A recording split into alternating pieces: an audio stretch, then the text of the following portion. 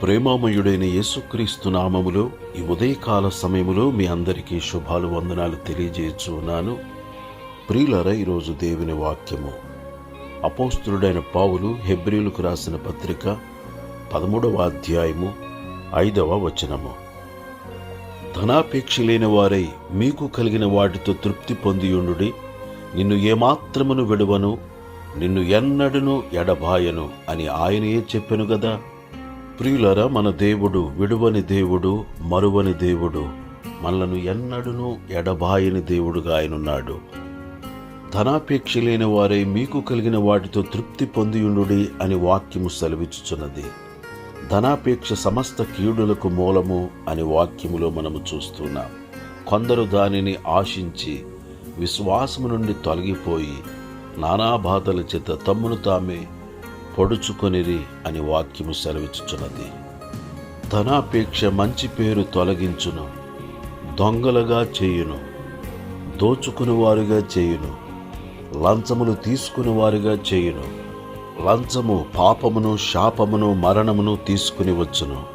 సమస్త కీడులకు మూలమైన ధనాపేక్షను విడిచిపెట్టుదుముగాక. ధనాపేక్ష లేని వారమై మనకు కలిగిన వాటితో మనము తృప్తి పొందియుందుముగాక. సంతుష్టి సహితమైన దైవభక్తి గొప్ప లాభ సాధనమైనది. మనం ఈ లోకములోనికి ఏమీయో తీసుకుని రాలేదు, ఏమీయో తీసుకుని పోలేము. కాగా అన్న వస్త్రములు గలవారమై ఉండి వాటితో తృప్తి పొందియుందము. అస్థిరమైన ధనముయందు నమ్మిక ఉంచక మనము సుఖముగా అనుభవించున్నట్లు ధారాళముగా అనుగ్రహించుచున్న దేవుని యందే నమ్మిక ఉంచుదుముగాక. ధనమును ప్రేమించక విడువని ఎడబాయని మరువని దేవునినే ప్రేమించుదుముగాక. ఆయనే మనకు సహాయము చేయువాడై ఉన్నాడు. ఆయనే మనకు ఎబెనేజరుగా ఉన్నాడు. ఇంతవరకు సహాయము చేసిన దేవుడు ఇక ముందును మనకు సహాయము చేయునుగాక. దేవుడి మాటలు మన కొరకు దీవించునుగాక. ఆమేన్. దయగల మా తండ్రి, ప్రేమగల మా యేసు ప్రభువా, విడువని దేవా, మరువని దేవా, ఇంతవరకు ఎబెనేజరుగా ఉండి సహాయము చేసిన యేసయ్యానికి వందనాలు.